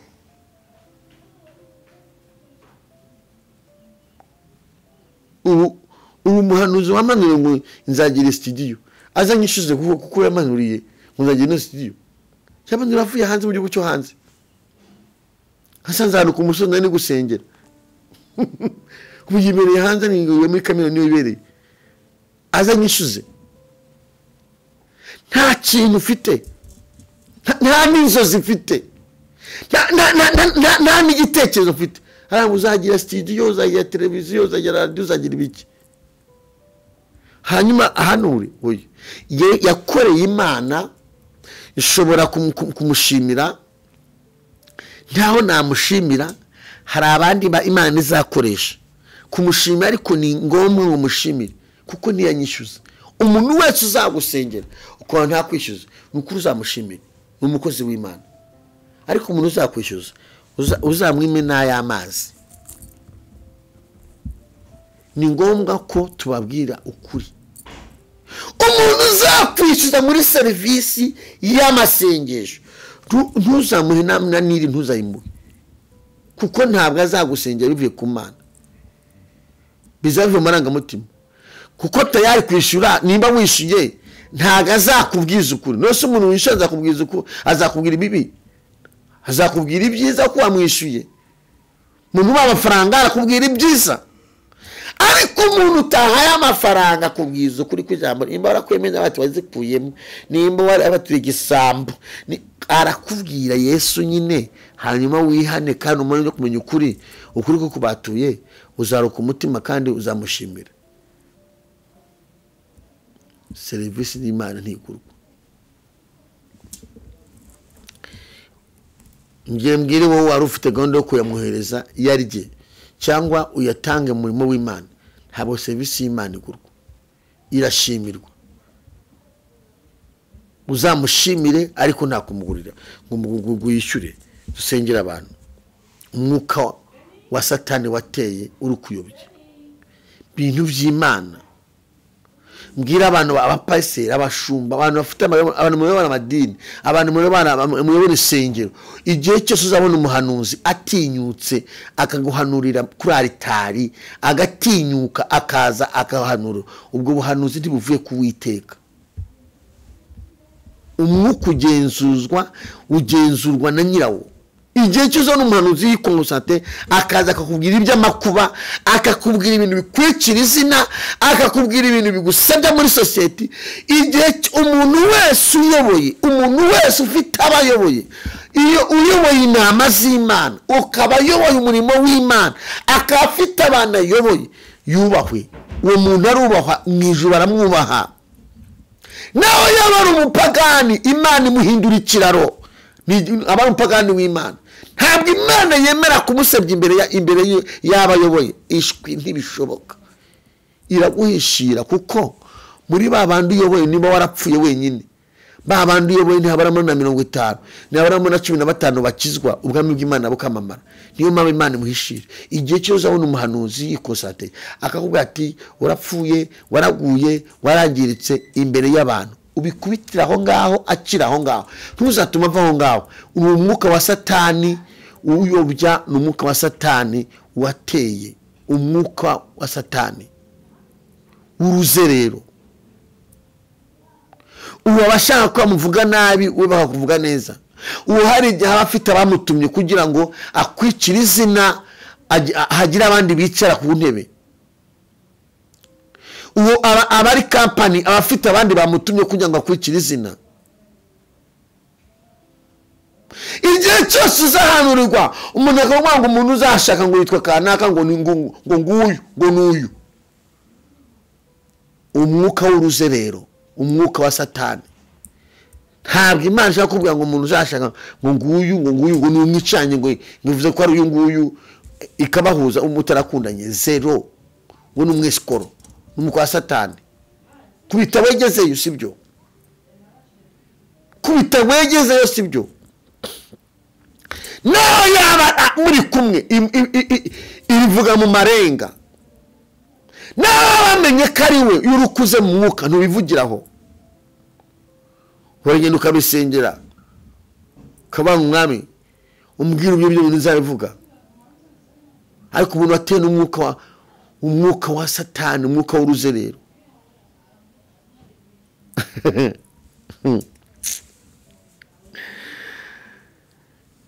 Ba maso wirinde, ube maso wirinde. Umuntu wese umbisubiremo uzaza akagusanga kuri aritari, akagusanga mu materaniro, akavuga ngo iravuze, akakubwira ibintu nyaba ari byiza. Ikintu Imana itangaza muri rusange mu materaniro ni ihumure ry'Imana, ni ukurema kw'Imana. Ihumure ry'Imana iraritangaza ku bantu, igusimbukije ipfu, igusimbukije amarozi, iguhindurira izina, irabitangaza ko niyo ibyirato ibigira bikuremera ibihamya. Ariko nubona ari ibikwicira izina, ntabwo aba ari byo, ntabwo aba ari byo, ntabwo aba ari byo. Siko Imana ikora, ntabwo aba ari byo. Ijwi haba hajemo kwirwanirira. Nzababwira no kuntu umuhanuzi uza gukunda guhanura ibintu bibi. Zababwira uburyo umuhanuzi uza gukunda ntabwo guhanura ibintu byiza, guhanura ko upfuye yagucitse amaguru, ntashobora guhanura ibintu byiza. None umuntu guhanura ibintu bibi uzakwisubira uyu muntu wundi arankunda. Akakwatura ibintu bibi. Hari abantu bagira akanwa karoga kuvuga ibintu bibi. Ikintu kizakubwira ko umuntu agufitiye urwanga ari umukozi w'Imana, azaguhanura ibintu bibi akanwa karoga. Ariko Imana ibyo ubitesha agaciro ukoresheje amasengesho, ukabwira Imana ikabiyagisha. Reka dusenge. Umuntu wese warunkurikiye, mwifurije iri jambo riri mu gitabo cy'Imigani ibice 8 ku murongo wa 17 n'oshoreje. Haravuga nkunda abankunda, kandi abashakana umwete bazambona. Ubukire n'icyubahiro biri wanjye, kandi n'ubutunzi buhoraho no gukiranuka nabyo. Nkunda abankunda, kandi abantu bashakana umwete bazambona. Igihe cyose uzashakana Imana umwete, ugakunda Imana, ukanyurwa, ukirukana umwuka w'uruzero ku buzima bwawe, ubukire twahoze tuvuga n'icyubahiro uzabisanga mu rugo rwawe. Imana izabiguha, izahindura amateka yawe. Haravuga nkunda abankunda, kandi abantu bashakana umwete bazambona. Ubukire n'icyubahiro biri wanjye. Ubukire Imana yabufite. Nukunda Imana ukayishakana umwete, amateka yawe azahinduka. Nkunda abantu bankunda, kandi abantu bashakana umwete bazambona. Ese ushakana Imana umwete gute? Uri gushaka Imana cyangwa ushaka ibintu? Ushaka Imana cyangwa ushaka amafaranga cyangwa ushaka ubutunzi? Nushaka Imana umwete uzayibona. Imana ikurinde inzererezi. Imana ikunda umuntu wese watewe n'umudayimoni w'uruzerero, mwuka w'uruzerero, mwuka w'uruzerero winjiye mu itorero, winjiye mu murimo w'Imana. Imana ikunda umwuka w'uruzerero winjiye mu murimo w'Imana, uri kwangiza itorero, uri gutuma abantu babihirwa ari ibintu by'Imana. Ibintu by'Imana bikabihira abantu b'Imana, ibintu by'Imana byabihiye urubyiruko, ibintu by'Imana byabihiye abantu, byababiye kubera umwuka w'uruzerero uri ku isi. Kandi ubundi abantu bamara kubirwa n'ibintu by'Imana bakarwa, isi rubama, isi iragira ikibazo. Icyo twakora nuko buri muntu wese yarwanya umwuka w'uruzerero ku buzima bwe. Imana ibamugisha. Reka dusenge. Mana mu izina rya Yesu Kristo, uri Imana y'ububasha, uri Imana ikomeye, uri Imana ifite imbaraga, uri Imana ifite ubutware. Ndasengera umuntu wese wari udukurikiye, hari uwahuye n'uyu muntu, hari uhuye n'aba bantu agira ibikomere, ariko uyu mwanya mukiza umudayimoni wose wamukomerekejeho uruzerero. Hari uwatewe n'uyu mudayimoni akaba yisanze ariko ameze. Muhe imbaraga, amutsinde ahinduke aba umwana wawe.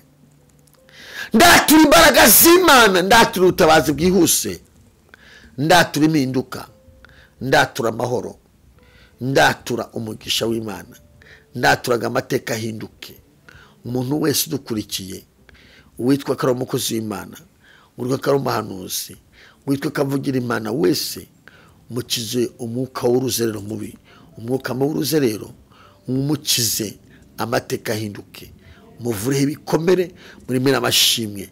Wakomeretse, wagize ibibazo, wagize intambara, wagize elapirifo enemo, wagize uburwayi bukomeye, murengere buri muntu wese umurinde umwuka w'uruzerero. Igihugu cyacu kirinde abahanuzi bafite umwuka w'uruzerero, itoro rindi abahanuzi bafite umwuka w'uruzerero, udafite ikintu wunguye umurimo w'Imana. Urinde buri muntu wese ahore n'umuntu muzima, umurinde mwe nabo. Urakoze ngambe kubikoze mu izina rya Yesu Kristo wa Nazareti, amen. Imana ivuge neza. Turi mu kiganiro ni gute wakira umwuka w'uruzerero ukuriho. Yesu akurinde, Imana igushoboze kandi kurinde wowe maso. Umwuka w'uruzerero Satani yamenye ku isi, umwuka w'uruzerero uri ku isi ntuzagufate nshuti y'Imana. Ubigirutse neza ariko umwuka w'uruzerero ntuzagufate. Bye bye.